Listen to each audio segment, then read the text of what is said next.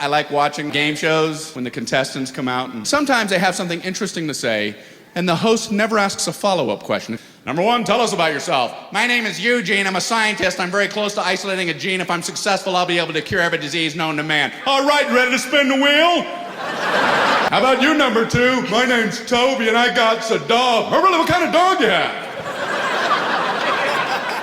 I'm not sure where they get some of these contestants. True or false, Pavlov's theory proves inferior beings will respond to a bell. True. Ding, ding, ding.